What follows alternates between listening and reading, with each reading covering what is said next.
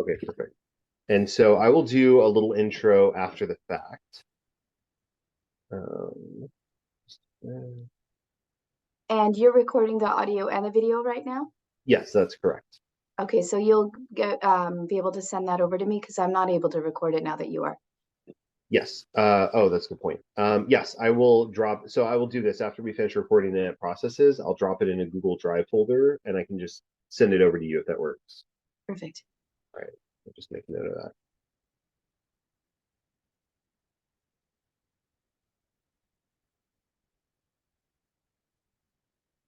All right, perfect. All right, I'll give us a three, two, one, and then dive right in. Alrighty. Three, two, one.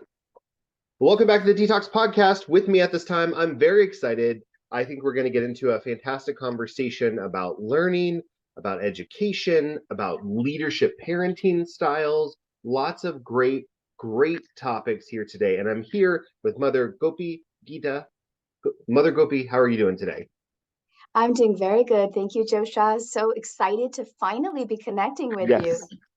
Yes, we've been trying to do this for just a minute, is what I would say. And finally, the stars aligned and we were able to get this taken care of. And I think it's an important conversation. So I would say this episode, at this time of the year, folks are doing a lot of reflecting. I would say people are in a very reflective mood. I tend to find, especially speaking from my own perspective, and reflecting on perhaps maybe what one appreciates from this past year, what one is looking forward to in the coming year, thinking about setting intentions, new goals, perhaps a new approach or perspective, whether it's to parenting or to their own individual life. And so I think there's a lot of valuable lessons that we're going to go over in today's episode that folks are really going to appreciate. But before we get to that, I would say if people are brand new listeners to the DTalks podcast, here at the show, I like to invite people to quote unquote detox from the world around them and just sit back and listen to this episode for 45, 50, 60 minutes, however long it is,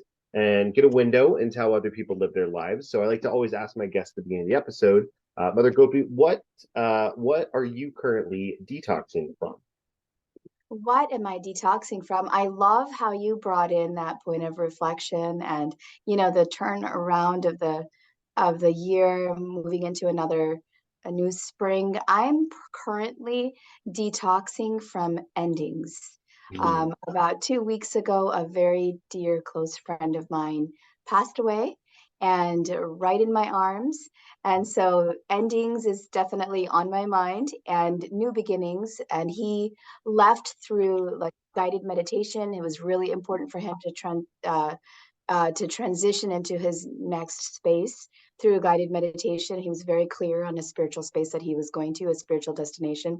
And so I want to say I'm detoxing from endings.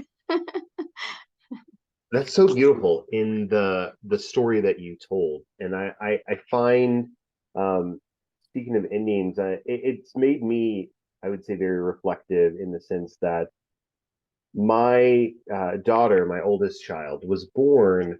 Um, it's interesting. I would say so. This is a story that I haven't told before, at least on air. So I'm excited. It's just perfect. I would say alignment with what you were sharing. But um, for a while, my wife and I were taking care of her grandma as she was going through a late bout of cancer for a couple years in 2012, and then flared up again in 2014. And so we had wonderful time spending with her and her husband, my wife's grandpa, and what I found really incredible is we were afforded the opportunity to spend all of that time and take care of them because we actually didn't have any kids at the time. It wasn't that we didn't necessarily want kids, it just hadn't worked out for one reason or another. And that afforded us the space to be able to take care of them. And then it was interesting in that as soon as the grandma passed away, very recently, like a month or two after that, we got pregnant with my daughter. We entered in Oh, this new phase of life. And so one ending and another beginning.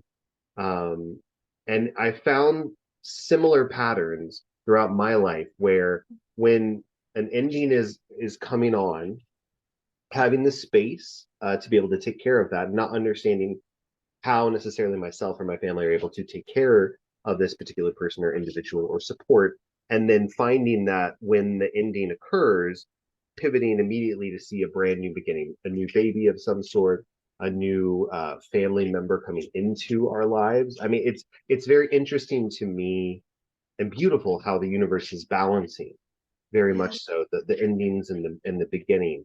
It's very all part of it. So I love, so I would say what I'm detoxing from in that space is really just the so I want to say this, the almost powering through of the day-to-day work and not giving myself time to reflect on how everything is flowing in a cyclical pattern in a lot of ways. So that's what I'm trying to work on, especially as we're in this period of reflection. Wow, Joe, like so many things about what you said are so powerful for me. I really feel I'm a very deeply spiritual person, and I feel like you just kind of guided me a little because your story of how one really, really deep love of, your grandma, was it? Mm-hmm. And, having to process the pain of separation, the missing, and the ending of that, being then ushering in another extremely deep love of your daughter.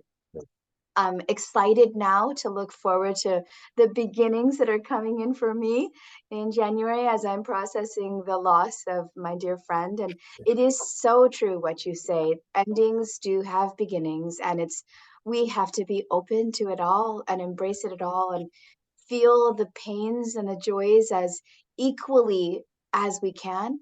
And so, yeah, thank you for sharing. I hope that after our talk, you also have some more stuff to reflect on. I know you're a prolific speaker. This podcast is one of the top in Dallas, I've heard. And the work that you're doing, just bringing awareness to so many topics as a dad is such powerful work. So I'm glad to be here. Thank you. I appreciate that. I it's I want to get into, let me start here, I would say. So you recently this year put a book out, Leadership Parenting. And I want to start first, maybe a look back and say, what drew you to writing this book, or maybe even a step back, what drew you to the education space in general, and then how did that lead to the creation of this book? Sure, absolutely. So you're talking about reflections and ending and new year and the pandemic. When it began, it was so intense. I'm an elementary school teacher and the vice principal of a private school in Dallas. And the differences we saw immediately from May to we jumped into distance learning in March 2020 until May. And then, and I'm also a parent coach for an international society. And the challenges that the kids were being faced with in the summertime because of the lack of socialization, especially for the 3 to 5s and the 12 to 15s, because there's like psychological periods of development that they go through from egocentrism to empathy. And it kind of happens again in adolescence and pre-adolescence. And then that whole year, 2020 to 2021 school year, there were so many challenges, Joe, and it was heartbreaking to see kids. It still is. We're still on the far end of that. A whole generation of children, they call the COVID babies, the kids who were raised with so much social distance, Yeah. physical distance, emotional distance, communicating through screens.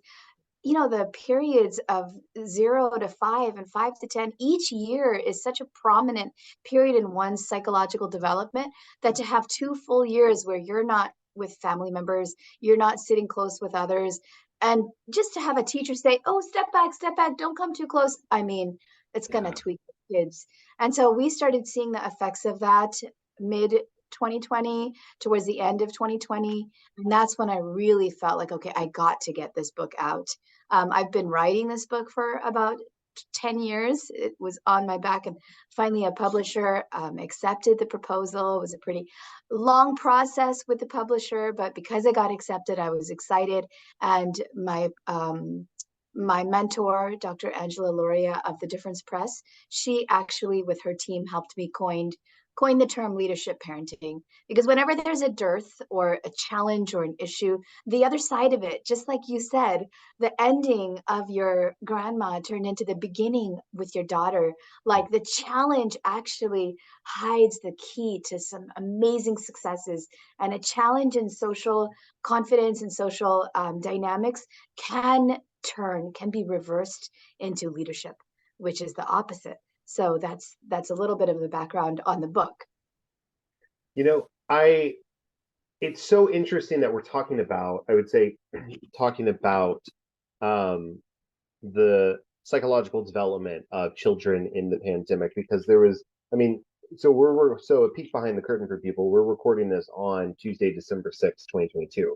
So I know it's not releasing on Tuesday, December 6th, but I mentioned the date that we're recording in context of, there was a article that was recently posted, I think it was yesterday, maybe a couple days ago, that's making the rounds, talking about a scientific study on teens' brain development in the pandemic and how it grew exponentially. So, for lack of a better word, you could say on this study, they recognized that teens grew up at a faster, I want to say it was double rate than average, strictly as a result of everything that you just said: the needing for social distancing, the not being around, the no, don't get too close, the inherent dangers that they were hearing about or maybe seen or being reinforced by different visuals around them, and that is so hard. So I am thrilled that we have this book out that you released, because of the fact that we can, as your point, turn some of those situations into leadership opportunity.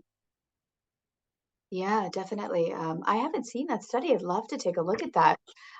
It's just eye-opening how quickly, and especially when you see children, when you're with kids every day in and out, day out, and you see such a marked difference in how they relate to each other, how they relate to their teachers, how they relate to their families, and like there was a pendulum swinging type of situation that was happening with our early childhood classroom, and the oldest in the school, the high schoolers, another more less aggressive but more mental kind of like, oh my god, do they like me, do they not like me, I love them, I hate him, I love them, I hate him. Like the ability to balance out that need, the need for connection was so much stronger. And so that really caused a real fire in me to just figure this out, to find out the solution. How can I help parents?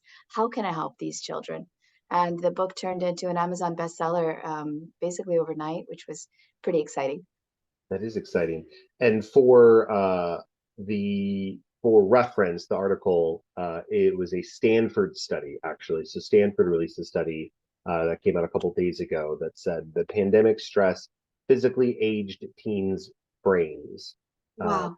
and Take so a the look at brain, it. yeah. So it was just so I think that goes hand in hand with exactly what you were talking about: noticing and recognizing within children. I want to talk about, so as a parent, let me ask this question. I would say there's a couple other questions I have as it relates to the content in your book, but I want to ask from a leadership standpoint, leadership parenting standpoint, how can, so I've got, let me put this in context. I've got a 7, almost 8 year old, and then a 5, almost 5.5 year old at this point, the second grade in kindergarten.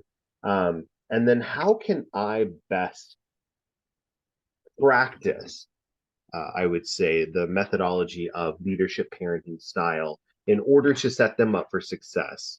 Say if my kids or someone else's kids are having trouble making friends, or I'm uncertain, like perhaps I worry, like, are they getting bullied? I think a lot of parents maybe worry that. So how can I approach sort of these different situations of conflict or consternation on my end and come out of it leading uh, with this particular parenting style?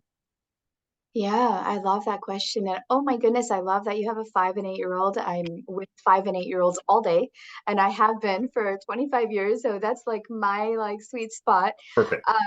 Those kids are amazing. They just love to serve. They're so authentic. They're so Yeah, eager. They're learning so much about the world. How can you best apply leadership parenting? So leadership, the term leadership has so many definitions. There's so many different ways to promoted to communicate this thought of leadership. The best definition I heard at St. Mark's private school when I had gone there for an open house. And the head of the school said that leadership is when I work with a team and a group of people to hit common goals, not just my goals. And so leadership isn't the boss at the front of the stage telling everybody else what to do, though that might be an aspect of leadership. The leader or leadership is one who is so confident in their own space in the universe that they're able to see the needs of others and help promote the needs of others. So even if that means that they're the one cleaning up at the end of the event, putting away the chairs, and they're supporting the team, they're supporting the group, and normalizing leadership is something that I would like to work with other thought leaders on with the next generation of children. If a child is struggling with social empowerment, if they're struggling with social confidence, if they're standing in a line and their friends keep cutting in front of them and going in front of them, if they're going into the classroom and they're getting bullied or they're getting made fun of, and then you expect that kind of child to, oh, care about the needs of others, show some empathy, show some collaborative schools, be a team leader, you haven't hit the core needs of your child first. So first, leadership requires that a child's core needs are met. And after their core needs are met, they can easily transition into assisting others and meeting others' core needs. So, like a simple thing where you can't expect a child to say they're sorry if they haven't been understood yet. The process of leadership parenting is an 11-step empowerment process. And it starts off with bhakti. Bhakti is a philosophy coming from ancient India. And bhakti has three core needs identified for a child: the need of connection, the need of free will and agency, and the need of accomplishment. And the first need, just like in Maslow's hierarchy, the lowest level tier is that relation, connection. It's the same in the self-determinism philosophy. It's the same in Eric Erickson's stages. Like, first, connect so deeply with your child through empathic communication, through what I call the HERE process, love boosts that give them that feeling that I matter, I am seen, I'm worthy in all of my actions. And I have a few pretty simple but and easy to use strategies that parents can apply basically immediately that helps their child become so firm in their identity that then they're able to step into the next level and the next level until leadership comes out automatically. You just gave me goosebumps because it's something I would say that is so powerful that in our day-to-day existence, we run the tendency of being unable to see the need that our child is communicating that they need from us, and we're so almost task oriented exclusively. Did you get a good or I'm gonna be simplistic with this, but right, but did you get a good or a bad note in school? Why or why not? Did you get your homework done? Why or why not? Did you lose anything? Why or why not? Did you get into an argument or a fight? Why or why not? You know, or like disagreement, I would say, maybe not a fight, but all of these things. So we're just like check, check, check, check. And we're not taking the time and the space to connect and allow them to feel that they matter, that they're heard, that they're understood, which we all, I don't care how old you are, that's all that we want as humans, right? We want to feel heard, understood, cared for. You know, we just want to know that we matter. And so to not give that to our children is a detriment in so many ways. So all right. This book is so I would say this book and this advice is super helpful feedback for me as a parent and so many other people. So thank you for sharing that. Wow. Yeah, I'm so glad. Even every single time I think about it, I'm just about to do a parenting workshop in Denton. We've been, hitting different companies and doing parents' night out for families. And every single time we're in the workshop setting and we've got 50 to 80 parents around us and we're doing these strategies, the one most powerful strategy, Joe, is just that. I see you, and then putting an action to it. Brought their groceries in without me asking. That shows me how responsible you are. Just a simple sentence like that makes your child feel seen. It gives them this label. Now they are labeling themselves by your eyes of, wow, yeah, I am responsible. And you don't have, it's not false praise. We go in the book about like, we don't want to create egomaniacs. We don't need it. Sure. But just little moments, little sentences you can say that help your child feel worthy and feel that they matter. And the connection principle, we establish that connection need, we fill that connection need by two of the strategies in there. And I love that you said that we're so task oriented because we can get our children to do tasks. 5-year-olds and 8-year-olds. I know because I literally am in a room with 5 and 8-year-olds. I have been in a room with 5 and 8-year-olds every single day of my life for the past 24 years. And so they love to serve. They love to complete tasks. When I walk in with my backpack and my purse and my water bottle, it's like the kids are all, Mother Gopi Gita, Mother Gopi, what can I carry? What can I carry? What can I bring? What can I do? But because we haven't been connected with them, when we try to get them to do their chores, suddenly it becomes a negative thing. It's a evaluating, like you're evaluating them, you're judging them, and all the excitement and desire to serve gets totally lost in those children. So by the time they're hitting 10 and 12, you've got teenagers who are completely uninterested in doing anything with mom or dad because the past 6 to 7 years of their life they haven't been seen.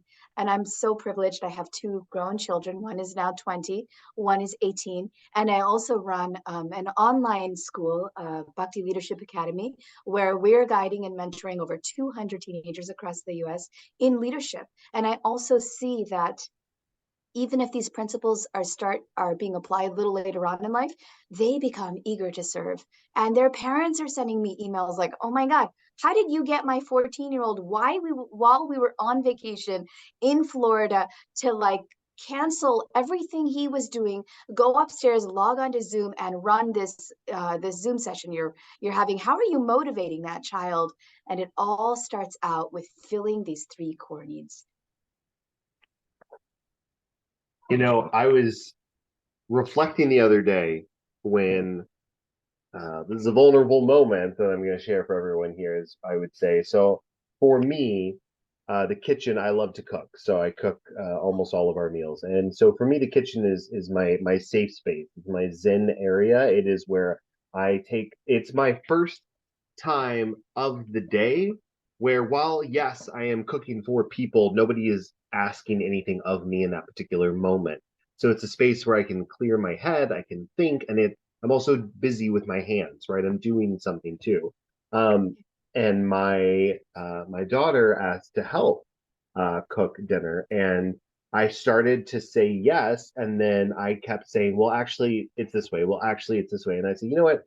I'll do it. Let's set up some time to cook later or next time." And she was understandably sad about that because she wanted to help, she wanted to do it with me, and she wanted to be seen and to learn. And I was reflecting when I went and apologized later and set up some time for us to cook and make something together. I was reflecting on why was that my reaction, and I realized that when I was reflecting back, wind the clock back when Joe was that age. Joe wanted to help out and was told, "No, no, you're getting in the way. No, no, don't do this." And so, not getting upset at my parents, was just more reflecting on that was what I was taught. And so I grew up into an adult and was mimicking a lot of the same behaviors. And so it takes intentionality to change some of these patterns so you can empower kids and keep encouraging that love of serving, as you were talking about. Joe, that's such a powerful reflection that you felt you felt the feelings of your daughter. Mm. You have such a passion for cooking. It's like your Zen space is what I'm hearing. Yeah. And I'm also just getting goosebumps right now because I'm the same. Like my son and my both of my sons were in the kitchen with me from very like I have videos that I because I'm also a coach, a parent coach, and so we have online courses and workshops, and I have videos that I share with my clients of my 3.5-year-old on this near the stove, pouring corn, frozen corn into the pot. And people freak out, like, oh my God, what is this? Like, that's a hot stove. But I've, also been raised Montessori, I have Montessori training. And to teach a child how to work alongside. Anyways, you were saying that you paused and you thought about, wait a minute, why was I not comfortable having her in the kitchen with me? And it brought you back to your own comfortable space. And basically, our comfortable spaces are our childhoods. We're Mm. going to repeat what we were brought up with, even unintentionally. And I just love that you paused and reflected and thought about yeah, I love to cook. We all come intrinsically. The Bhakti philosophy teaches us we all come with our own psychophysical makeup and passions that are different than everyone else around us. And that remains the same whether you're 1 or you're 50.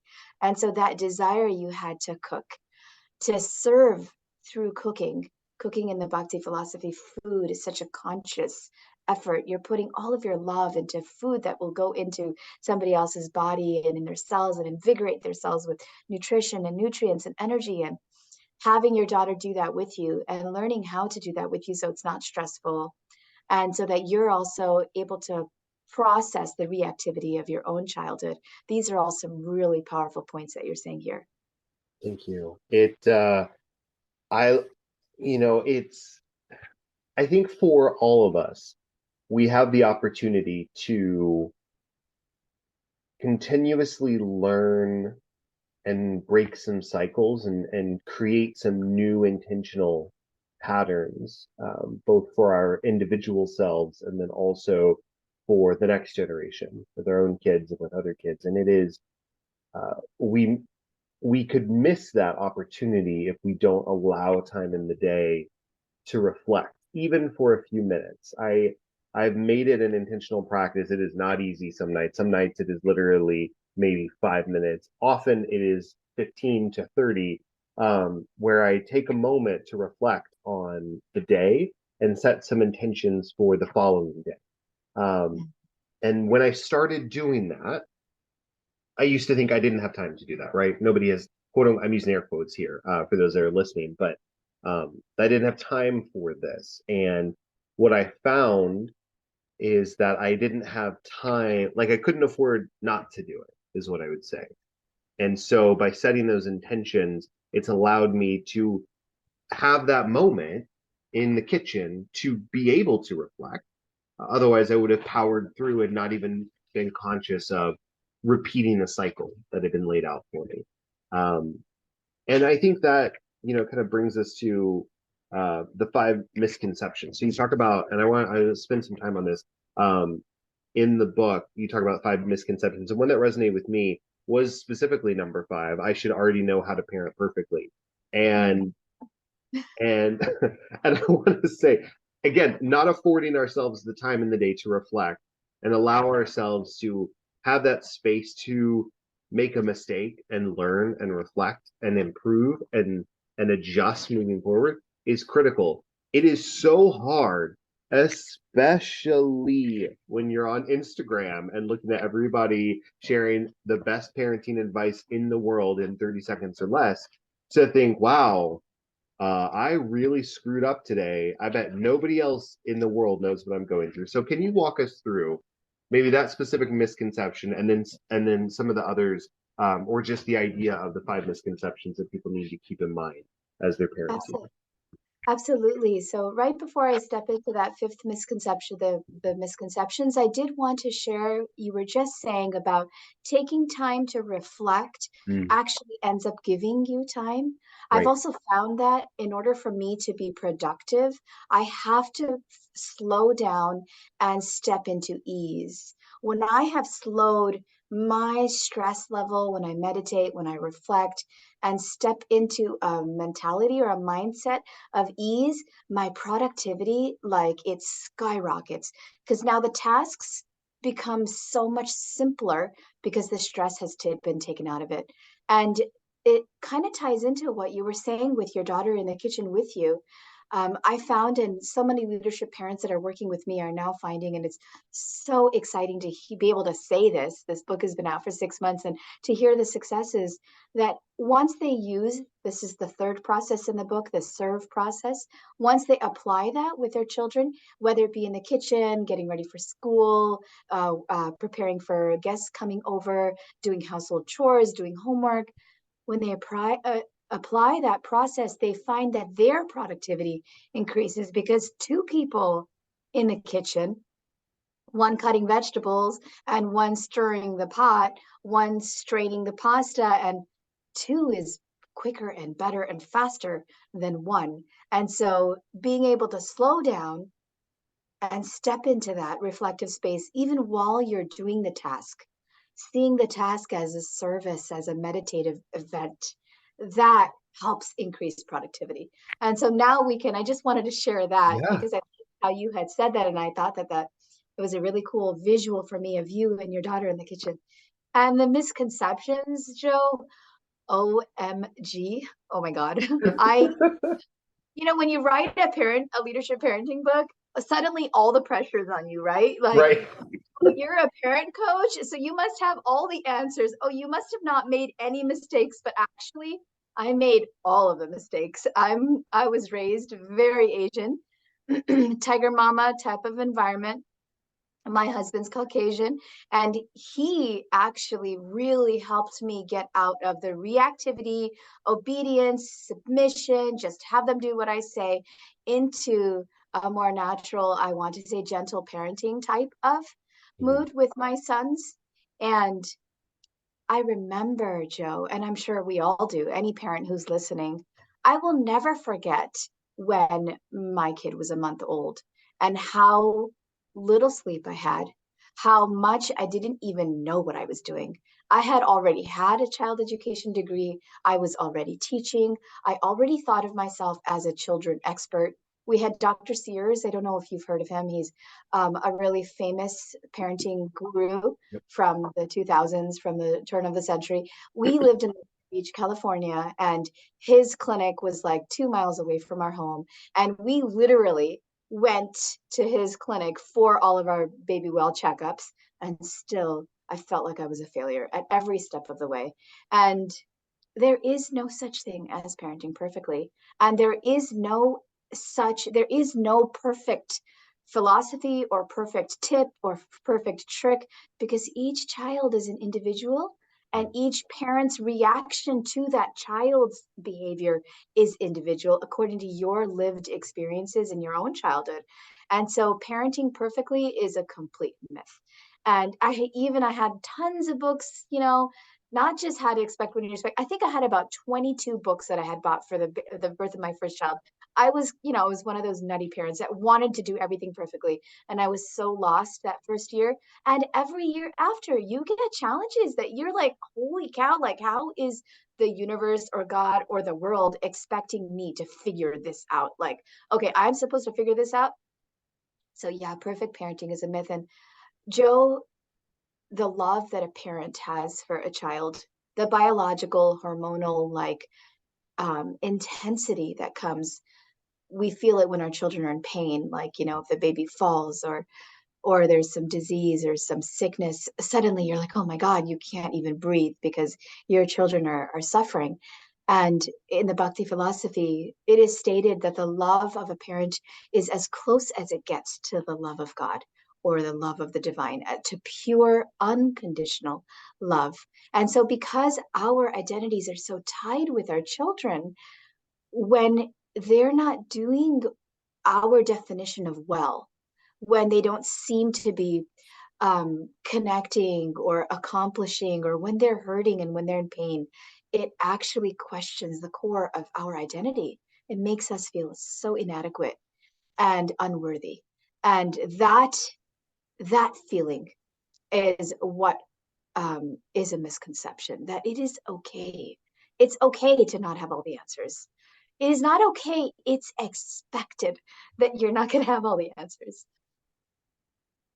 So first of all, thank you for sharing that, because that allows, I think, not only myself, but then also others that are listening to breathe a little bit of a sigh of relief and go, okay, we're all learning on the job. We are all learning together, and we're improving, and we are working towards a better way of being, and it's okay.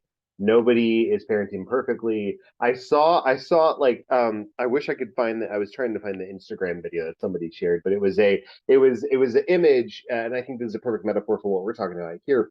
It was an image of somebody's beautifully shot Instagram photo of the final product, and it said, this is what it looks like filming it, and it's like totally like trashed room, a very zoomed in photo, someone like sort of bent in all odd angles to like get Oh, get the perfect shot, right? And it's like, that's it, that's what it is, that's what's going on in the background that we don't see, because we just see the polished product. And so I think when we only focus on the polished product of, whether it's meals, whether it's parenting advice, whether it's dressing your kids, whatever it is, right, and everything in between, we're forgetting about the messiness that is going on in the background.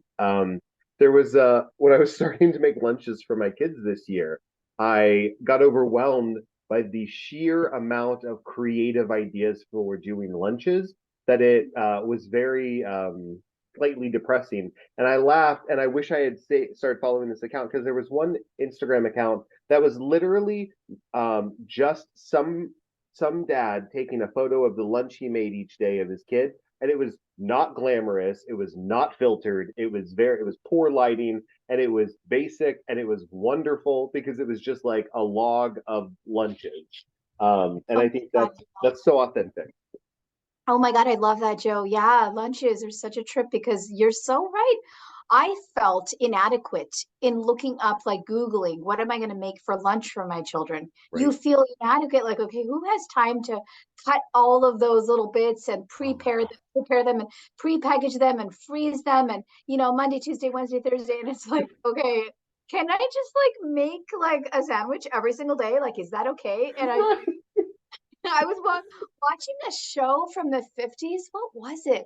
It was um the name is elusive, but anyways, literally they ate the same thing every single day. They didn't have to have like 5,000 different varieties of food.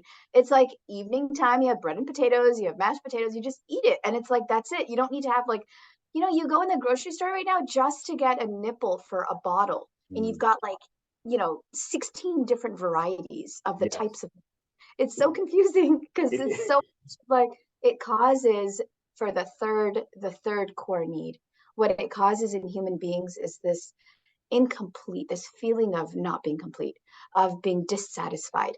And that need, prayojana, that need of completion and satisfaction and achievement is always elusive, where you constantly feel like you're not good enough. And it's subconscious, it's an unconscious thing.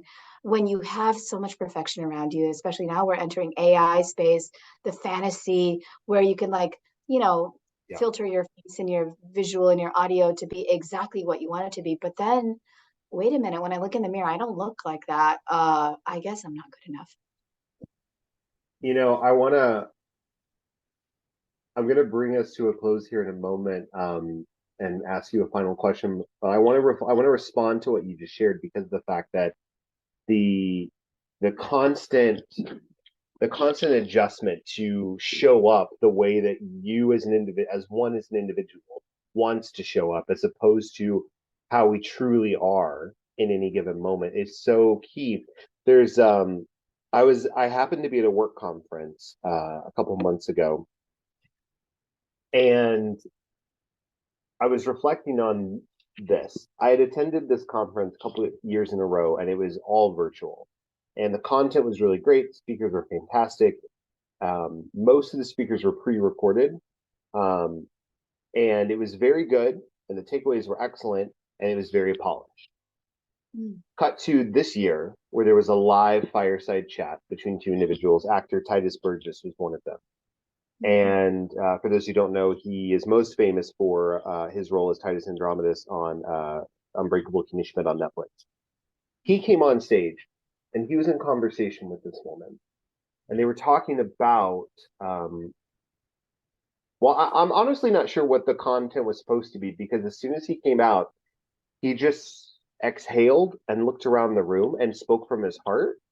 And they I mean metaphorically threw out the window like what they were going to talk about because they just spoke about how he was feeling in the wake of a lot of negative news around the LGBT plus community and um, other troubling things going on in the world, and also how that's not it's unique and not unique, and it was more about finding your community, learning together, leaning on each other, and growing together, and understanding when you as an individual need to take a step back and someone else can lean in, and when you can lean in for someone else. And so it's that shared, it's the we're not in it alone, we're in it together, and we need to recognize it. And the way he shared and the way he provided advice and the real raw nature was more powerful to me. I mean, I've spoken about this every week, often multiple times a week, because of how much of an impression it left on me. I'm not certain I would have gotten that in a virtual setting. I would have Mm. gotten something else that would have been good. It was probably already rehearsed. And it would have been, let's do it again until we get it right type of a situation. As opposed to it was live. They were there in the room, feeling the buzz of the crowd and the energy and speaking on what was top of mind at that particular moment. And I think going back to all the way back to, as we're thinking about kids coming into school spaces, coming into life, and thinking about leading, having that leadership parenting style, and addressing the needs that we all have, and especially our kids have, we need to be mindful that we don't have to already know everything perfectly. We are learning and growing. We can break the cycle if we give ourselves a space to reflect and we practice leadership parenting. Then we will be able to set our kids up for success. So I just wanted to bring all of that full circle for us. Yeah, that's such a amazing summary, and I love how you felt when someone else is authentic, when someone else is being seen and opening Mm, themselves up to be seen. yes, It gives each of us the space to be seen and to be valued and to matter. And Joe, our mission, I won't say mine because it's a group of us, great, our mission is to raise a generation of children, LGBTQ, whatever color, whatever race, whatever nationality, whatever gender, that they are seen, that they matter, that when they have that real intense confidence in their heart that they matter, and it comes by simple words that are spoken by the adults around them, simple actions, simple, like not rejecting them, not blocking their communication, slowing down, as you had said, taking those extra 5 minutes to show somebody how to do it. If you don't show your child how to do it, then going back and saying, hey, what was wrong there? Just little moments of meditative thought if we have that type of generation coming up in 2025, 2030. For me, it's been a flash of a second that my children went from age 2 months to age 21. My son is going to be turning 21. It goes by so quickly. I am the mother of men and women. We are the parents of the next 20, 30, 50 years. Very clearly, I'm able to see this. And if all of us parents are able to really make our children matter, we will see a completely different world. It a beautiful space of unity, productivity, connection, and empowerment will arise. And what our mission is, to reach as many parents as possible and get this message out. So I really appreciate your time here as well. And I loved how you just, yeah, summarized the whole thing. I thank you for sharing that. I think that perfectly encapsulates everything. I want to what I would say. So before we pivot to the last segment of the show, I do want to ask you one final um, question, and that is there a specific mantra that you have for yourself that you would like to share with the listeners today? Yes, absolutely. So every single chapter in the book, every level in the course that we do has mantra affirmations that are sound vibrations. So it is described that the universe was made through sound, and sound is the quickest way to connect to someone's heart, from the ear to the heart. And that's why hearing is such an important skill. And the word Krishna, Krish, it has also roots in the word Christ. Krish is a Latin and a Sanskrit word that means to draw or to attract, like a magnetic pull. And the principle of connection, it happens much quicker with this sound vibration, Krishna. So the mantra that we share in the book is Hare Krishna. That's the short version of it. There's a longer version of it. If you want, I can sing it. But it's a beautiful, powerful word that gets one focused on connection and expedites the connection between a parent and a child. I love that so much. And I'm chuckling because you talk about universe was made through sound, so it is the fastest way. I think I'm paraphrasing it. The fastest way to connect with someone is through sound, and so um, long time listeners of the show know I do a music podcast, and I talk about how music is a universal language, and we can connect, and it takes us back to a memory. It connects us spiritually. It has shown to folks that have Alzheimer's or dementia, if they play a song that is a core memory, they come right back to that memory, and they remember people and places and things. That is the power. And so when we talk about the sound, um, there's so much power. There's so much power there. I love that. Thank you for sharing. This has been this time has flown by, and I look forward to having you back on the show in the future so we can do this again and talk more and more. It would be my pleasure for sure. I'm like suddenly feeling and envisioning this space where we're cooking together and we're Oh, doing music together. yes, that would be fantastic. I love Together it. and we're doing music together. Yes, yes, absolutely. All right.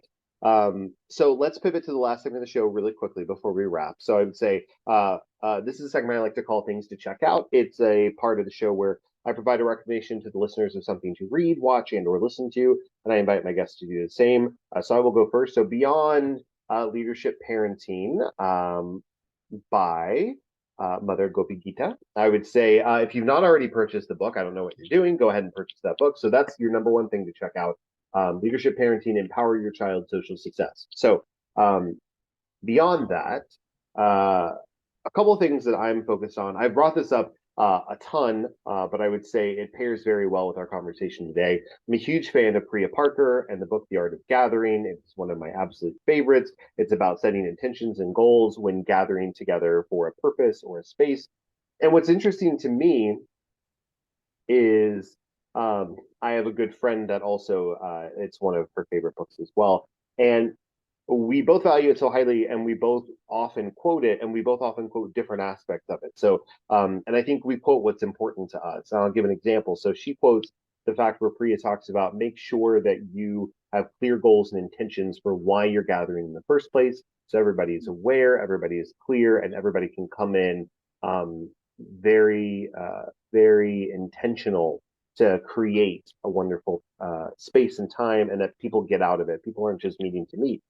And I think that's because she is overwhelmed in a day to day with a lot of meetings and a lot of people just meeting to meet and not clear intentions. What I always quote from the book is that Priya Parker mentions whenever we meet, we as humans don't hold enough space for a recognition that in this particular time and place, we are the only version of ourselves we will ever be. And there's such Wow. power in that. Mm. And so I try and take a moment, and that's why before we even started recording, I thank you for recording for the time today, because it is so powerful. It is, we will only be this version of ourselves this point in time. The next time Yeah. we meet, we will have had different experiences, different conversations, which will have shifted us a little bit here and there, and will be a new version of ourselves. And so I bring that up because I think often about how I've adjusted throughout my life in different stages and different chapters. Um, and so it gives me a bit of a moment to reflect on where I am in this particular moment with this particular conversation. So that's the thing to check out from a book. From a podcast, I would say. So one, it's funny you brought up what to expect when you're expecting. Heidi Murkoff has been on the show before, actually, to talk about the book. And so for those that haven't listened to Heidi's episode, it's really sweet. It's a fantastic episode. She's wonderful. So you can check that out. But the podcast recommendation, I just started listening to this podcast called In Plain Sight, Lady Bird Johnson. And ABC News did the podcast earlier this year, or maybe it was last year. And they discovered in the archives that Lady Bird Johnson did a audio diary instead of writing down, and she recorded her reflections on things of the day. It starts actually in the wake of JFK's assassination and her reflections on the day, and then she also interviews Lyndon B. Johnson, President Lyndon B. Johnson, as well throughout the course of her diary and her tapes. And that it's fascinating to get into the mind of somebody who was so integral to a presidency that wasn't covered a lot. It wasn't covered how influential she was in Lyndon B. Johnson's presidency, and to hear her moments of reflection throughout some of these significant events has been really powerful for me listening. And then watching, I would say you brought up that kids are so passionate about serving and they can do it at any age. There's a show. It's currently on Netflix. It's called Old Enough. It's about these like 2-year-olds in Japan who are given tasks to do, and they go Oh, out and like buy groceries and then come back, and two. it's just what, yeah, they're 2 years old, and they're Wow. just like sent out, and they like go to the store and get bread and milk or whatever, and they come back, and Oh, such it's just wild. So that's a show, and then a movie I actually just watched. It's Vengeance. BJ Novak wrote, directed, and stars in it, and he stars alongside Ashton Kutcher. It's about this New York City writer who is trying to solve a murder of a girl he met once in Texas. And me being from Texas, and especially growing up in West Texas, well, I would say grew up visiting West Texas. I grew up here in the Dallas area, but growing up visiting West Texas, it holds a special place in my heart, and I feel he accurately captures the spirit of Texas. And it's less a movie about solving a crime, and it's more a commentary on, I would say, the margins of our country, and how people view life and perspective, and also going back to our conversation, want to be seen, want to be heard, and want to know that they matter. So those are my recommendations for things to check out. nice. Awesome. Thank you for sharing. I'm definitely checking out that Old Enough one. Yes, yes, definitely. I loved what you were saying about setting intentions and what Priya Parker has said there. It's such powerful things. Joe, you said that this version of ourselves is not going to come again. I wanted to thank you because through this connection with you this hour, I heard from you, I learned from you um, that an ending, you had experiences of endings being beginnings. And I know that, theoretically, but hearing that from you in this moment, as we're working on a podcast that's going to be, December, January, kind of straddling both endings and beginnings of this year, Great. that a beginning is coming. And I'm so excited to have you be the person that reminded me of that because I've been looking forward to talking to you for quite a while. So, Thank you. I appreciate it. Do you have a recommendation for the listeners to check out?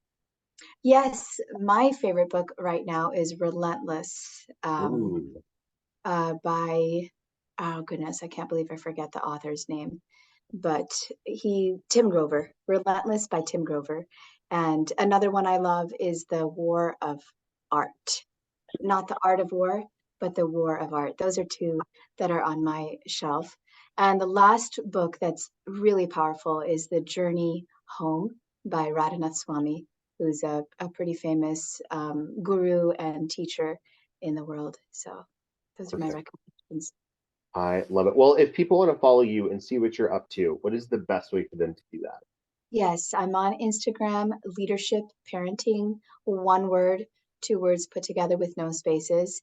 And my website is gopigita.com, where upcoming workshops are showcased, and you can download the book there for free. You can also buy the book there or buy it on Amazon. Perfect. Thank you so much, Mother Absolutely. Gopi Gita, for coming on the show today. This has been incredible. And I can't wait for people to listen to it and to learn and to share their own learning. This is fantastic. Thank you so much. Awesome. And Joe, if there are any of you parents that are listening out there, any of you are feeling that like the challenge of social conflict, of defiance in your home, of like trauma, just contact me, get on a call with me. I've got simple, easy strategies to set you up for success really quickly. It's been life changing for the people I'm working with. So Of thank you so much. Yeah. course. Um, so, listeners, you've been detoxing with Detox. Now go and make a more inclusive world.